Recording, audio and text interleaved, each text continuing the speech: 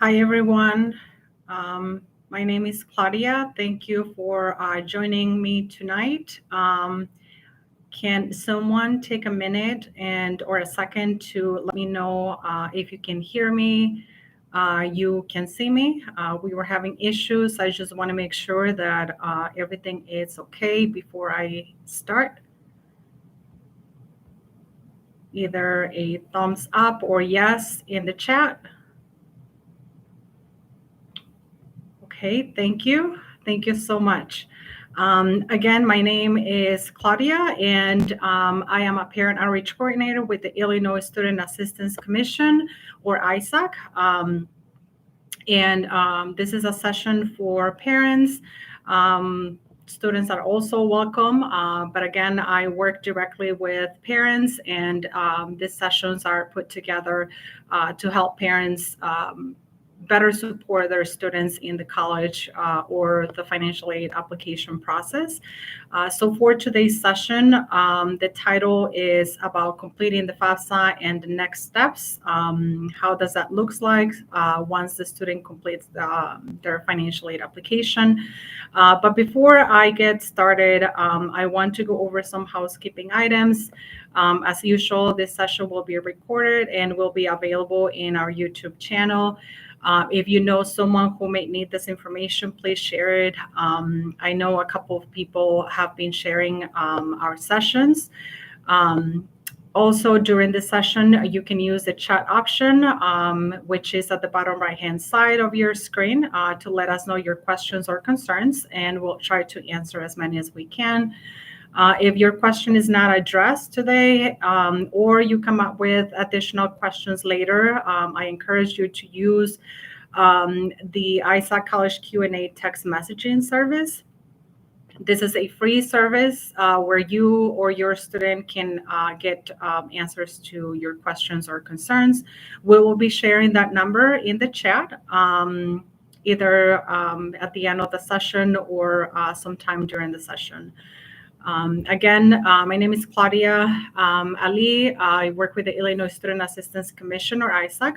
For those who are joining us for the first time, ISAC is the college access and financial aid agency here in the state of Illinois that administers different programs like grants, scholarships, and other programs to help pay for college. And our mission is to provide Illinois students with information and assistance to help make education beyond high school accessible and affordable. And again, for today's session, we're going to talk a little bit about the FAFSA. We're going to talk about what happens once the FAFSA is submitted.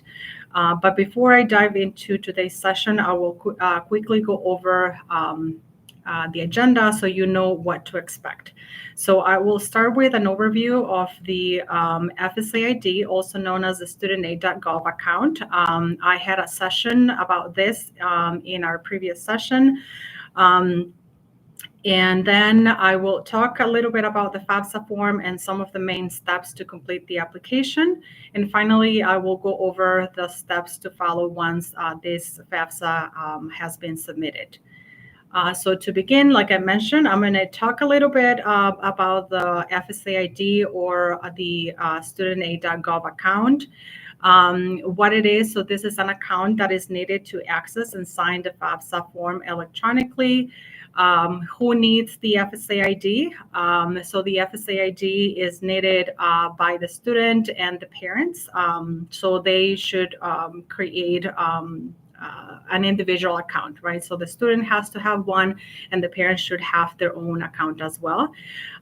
In terms of which parent is supposed to create that account, so if the parents are married, filing taxes jointly, then only one parent is required to create an account.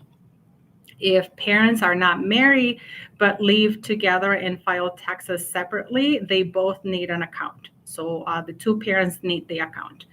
If the parents are separated or divorced, then the parent who provides the greater financial support for the student will be the one creating an account. So that's about who should create the FSA ID. Now, how can you create that account? So again, students and parents should visit the studentaid.gov website. They will provide personal information such as name, date of birth, social security number, email, and phone number. You would have to choose a secure username and password, set a security questions for account recovery if you ever need to. And then the process of creating this account includes 7 sections where you have to share, again, your personal information, account information, contact information, communication preferences, challenge questions, confirm and verify the information that you shared, and then you have to enable the 2-step verification process. So again, creating an FSA ID or your studentaid.gov account includes 7 sections, which I just mentioned. And then it is important to let your students know that they should use a permanent email address, and not to use the one that is provided by their high school or the one that they're using at their high school, because once they graduate, that they will have no access to that particular email. So if you haven't created your FSA ID, again, let your student know to use their personal email, not the school one.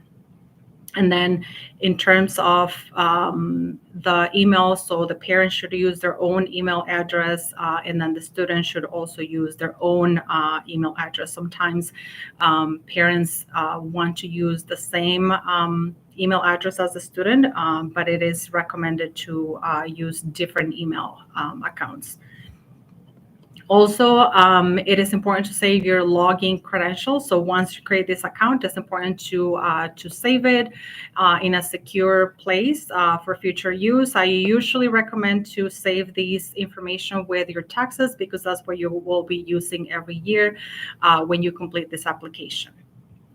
So now I'm going to start about what is FAFSA and what the process looks like.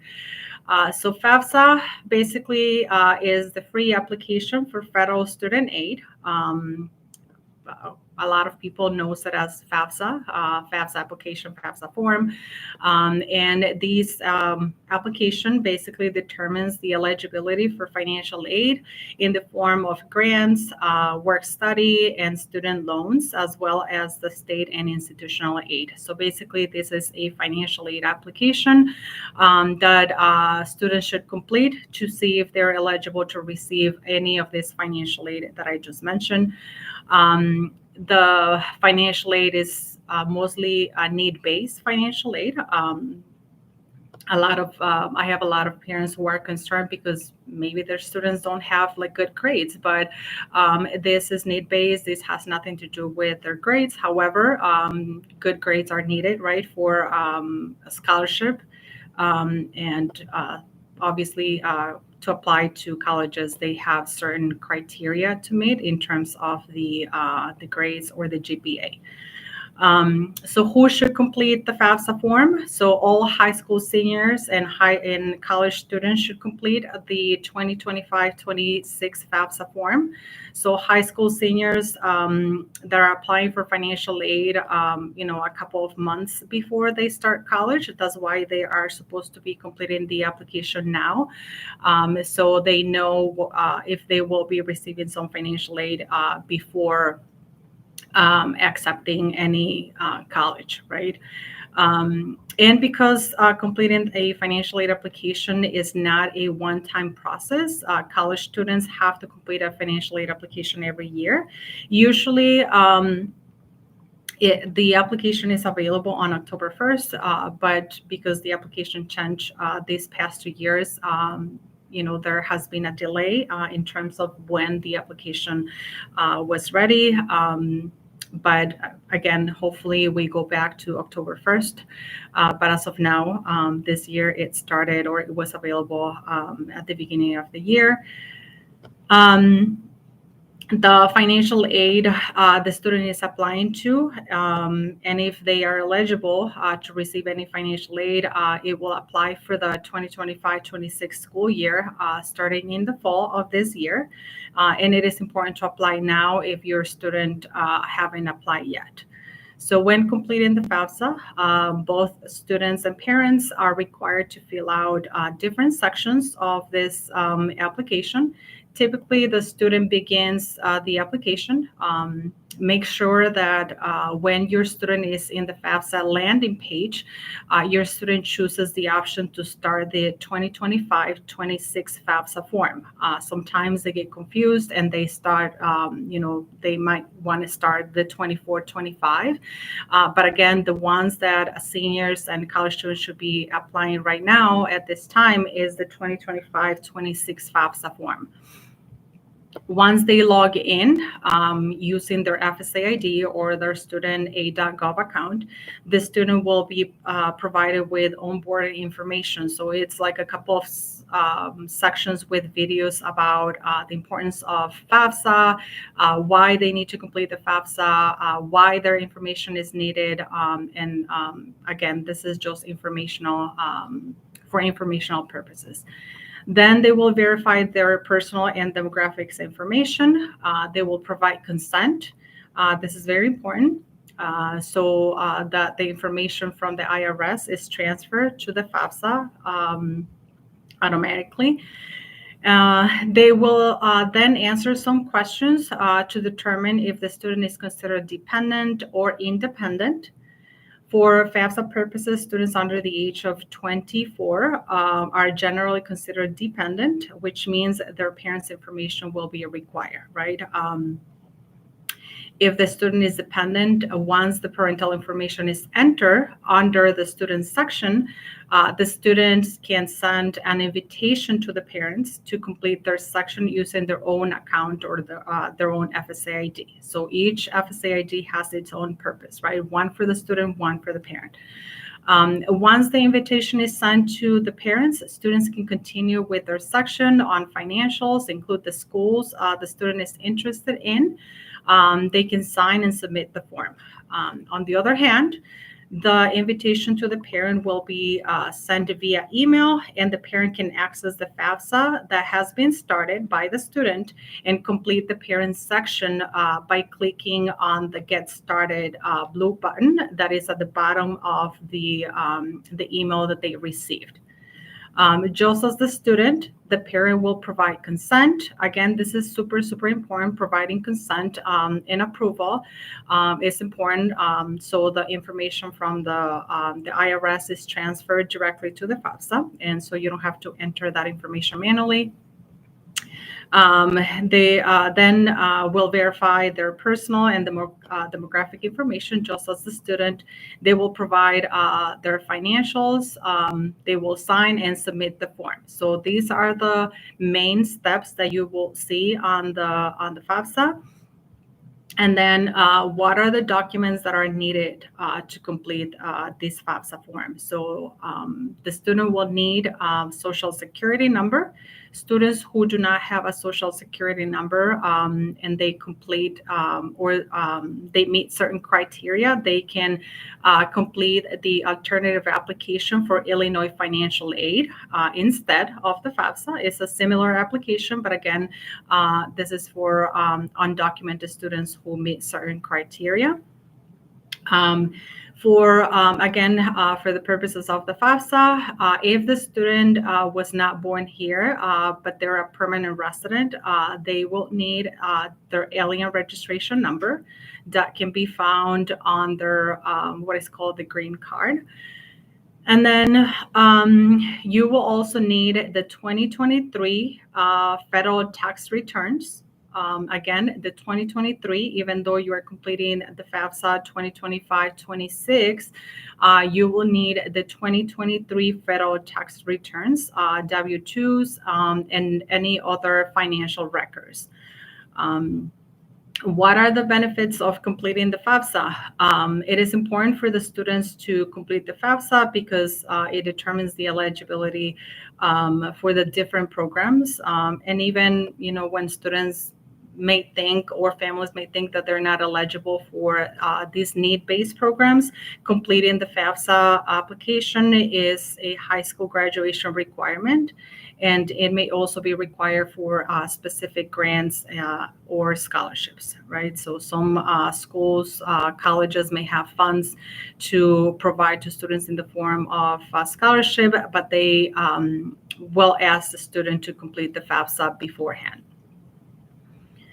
What are the follow-up steps once the application is submitted?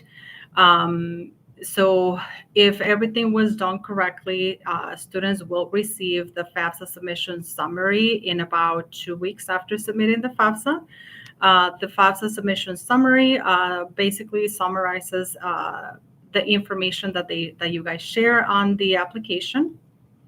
So it is important to review the FAFSA submission summary for accuracy and make corrections if you need to make any corrections. Corrections or updates to the FAFSA form are important for the students to receive accurate financial aid offers from the schools they listed in their FAFSA form. So again, this is the time when the students will be able to make corrections.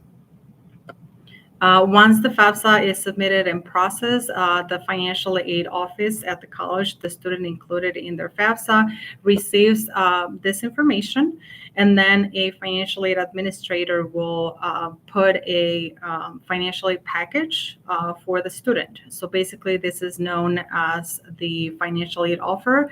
And this financial aid offer includes the type of financial aid, the amount the student is eligible to receive, and it basically helps the student and families to make informed decisions when choosing a school, right? And that's basically the idea of including more than one college on your financial aid application, because that way you will be receiving as many financial aid offers as the amount of schools that you listed on your FAFSA. Once you receive the financial aid offer from the different schools, you and your student can sit down and go over the different packages, the different programs or the different types of financial aid that your student will be receiving from the different schools. Also, when your student submits the FAFSA, it is important to check the Student Aid Index. And this is basically abbreviated as SAI. And this is basically an amount that is expected to pay out of pocket from your end. Also, it is important to know that there is a verification process, and this is something that some students may be selected, and not all students go through the verification process. This verification process is a completely normal process, and this is through the college, right? It's not through FAFSA, it's not through the Department of Ed. This verification process will be through the college. So it is just important to respond as soon as possible to any requests for additional documentation. They might ask you, for a copy of your tax returns, different documentation, just to make sure that the information that was shared on the FAFSA is correct. Again, this is completely normal. Don't be afraid. Just complete whatever paperwork, whatever additional information they're asking, just submit it on time. Now I want to give you some tips for you and your student. If your student submitted their FAFSA, I recommend to logging into your studentaid.gov account and check the status of the application. This is really important because sometimes the student may think that the application has been submitted, and then later on they realize that they have not, right? So if the status of your FAFSA is in review, that means the FAFSA has been submitted and your application is processing, right? The Department of Ed is processing your application. If the status of the FAFSA is processed, That means that there is nothing else needed unless your student wants to add or delete schools. It is here when you can check the FAFSA submission summary to make sure everything is correct. Again, so the process is no further action from your end unless, again, the student wants to make any changes, add or delete schools from the list. If the status is in progress, that means that you provided your consent, you provided an approval, the signature was provided to your section of the FAFSA, but the FAFSA form has not been submitted yet. Okay, so if it says in progress, you still need to submit the FAFSA. Now, if the status of the the status of the FAFSA is action required, that means that your application requires further action from you or your student, and it needs to follow up to resolve whatever the issue it is that they're requiring to do. Sometimes it's because the parent or the contributor didn't provide consent, or sometimes because they didn't provide signature. So it is important to go back into your account and check the status of your application. Another tip or suggestion from my end, it is important to talk to your children about monitoring their email and portals for financial aid offers from schools. A lot of the times notifications are sent to students' email, and a lot of the times they miss important information or deadlines. Speaking of my own experience, I have a recent college student, and he's really, really bad at checking his emails. So again, it is important to check for notifications for emails for these financial aid offers from the different schools if the student applied to different schools. And then again, if your student has not completed the financial aid application, please have them do so as soon as they can. Or if they started, the application, or you got stuck, or simply you don't know where you are in the process, because sometimes our students start their application, they don't know how to explain what part of the process they're in, you can reach out for assistance. We are here to help. As I mentioned in previous sessions, the ISAC core members can help in this process. They are located in different areas in the state, and you can connect with them via phone call or email, and we will share the link so you can find your local core member using your zip code. For more information about ISAC, the programs and services we provide, you can visit the isac.org website. You can contact us. Again, if you need assistance later, you can contact us via the ISAC College Q&A service. The English line or the number is 847-243-6470, and we will be sharing that number again in the chat. There is also a Spanish line for Spanish speaking only, which is 773-823-0570. And with that, I want to take just some time to talk a little bit about what are the common FAFSA mistakes you want to avoid. So it's really important to pay attention on deadlines. So some students miss deadlines. Some colleges may have a deadline for the student to submit the FAFSA, right? So it is important for the students to check the college website that they're interested in, and check, if they have a specific date that they require the student to submit the FAFSA. Another thing that you may want to avoid is, just be careful when you have to enter the tax information manually. There are cases where you have to enter the information manually. Just be careful not to enter that information incorrectly. There are also situations where students and parents don't provide consent for the tax information to be transferred automatically. So again, that's why it is important to go back into your account and check the status of your FAFSA application. And then the other mistake that you want to avoid is forgetting to sign and submit your application. Again, all these things can be avoided by going back to your account, the studentaid.gov account, sign in using your FSA ID or your account information, username and password, and check what's the status of your application. So with that, I want to take the last 5 minutes to check the chat to see if there is any pending questions.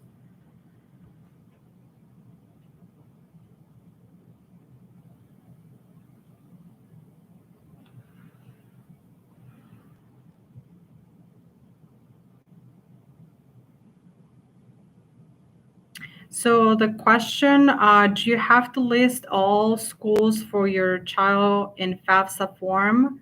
What if you don't have some listed? Is there a way to forward your FAFSA to them? So when the student completes the FAFSA, they are supposed to enter all the schools that the student is considering.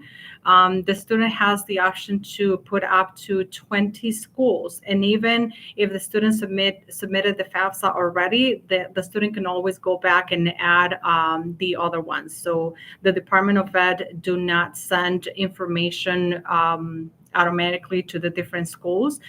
They will send the information from your FAFSA if you included that specific college.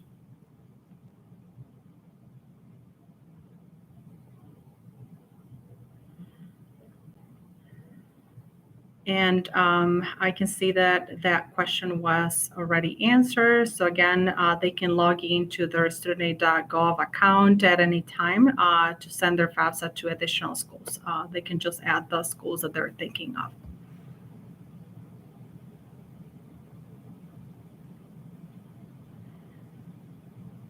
So what can be done if you don't have the 2023 income? I'm not sure if you're referring to not having income at all or not having your taxes done. So when the student completes the FAFSA, there is a question that reads something like, did you or will you file the 2023 tax return? So if you're planning to do your taxes, then you will say yes, and you have to get them done as soon as possible because the school will require you to have that information. So if you haven't done your taxes for 2023, you can still get them done. You can still get the FAFSA completed, but just know that you have to get them ready at some point before your student starts college. And then if you're referring about not having any income for 2023, then you will put 0 as the income. You will say no, that you will not complete your 2023 tax return.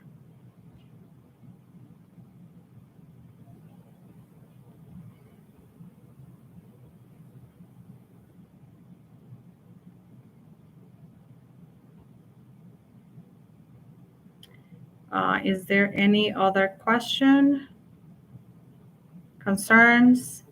Again, if you want to go back and rewatch the session, I know we don't have any visuals, but it's information that I thought it was important. Just main steps in the process. We're always here to help you in this process. You can either contact your local ISAC core member. You can contact us via text messaging. So that phone number, again, the English line is 847-243-6470. The Spanish line, 773-823-0570. and it has been posted in the chat as well.